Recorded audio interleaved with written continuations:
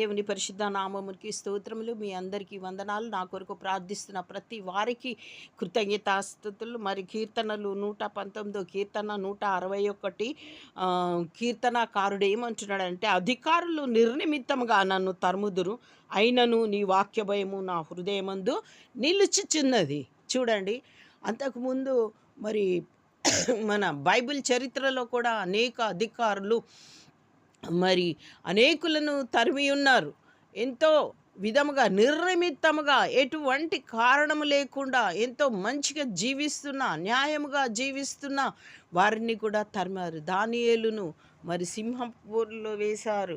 షద్రకు, మేషకు, అబేద్నెగోలను తరిమినారు. అంటే విగ్రహాలకు ముఖమని మరి అందరినీ ఆ విధంగా తరిమినప్పుడు వారు దేవుని భయముతో వారు తప్పులోనికి పోలేదు.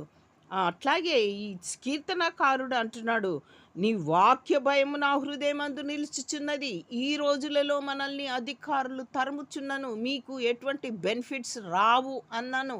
మరి దేవుని వాక్య భయము మనలో ఉన్న ఎడల మనము దేవుని యందు నిలిచి ఉందము. ఎందుకనంటే ఇహలోక మరి లాభములు కొంత మట్టుకే, కానీ పరలోక లాభములు మరి ఎన్నటికీ ఉంటాయి. నిత్య జీవం ఉంటుంది.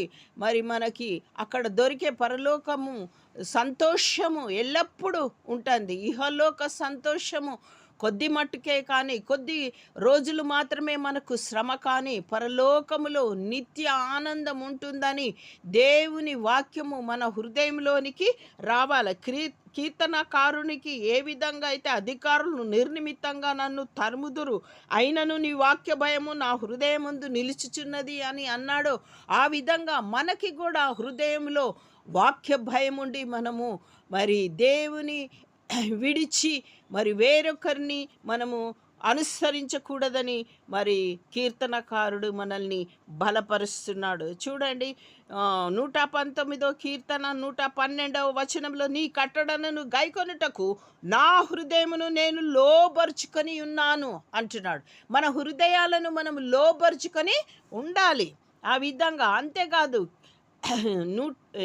27వ కీర్తన 8లో, నా సన్నిధి వెదకుడని నీవు సెలవీయగా, యెహోవా నీ సన్నిధిని నేను వెదకెదనని నా హృదయము నీతో అనెను. మన హృదయాలు ఏమంటున్నాయి? మరి నీ సన్నిధి వెతుకుతున్నా అని అంటున్నాయా? మరి కీర్తనకారుడు హృదయం అయితే, నేను నీ సన్నిధిని వెతుకుదును అని ఆయన హృదయం అన్నదట. మరి దేవుడు నా సన్నిధి వెదకండి అని దేవుడు సెలవీయగా, యెహోవా నీ సన్నిధి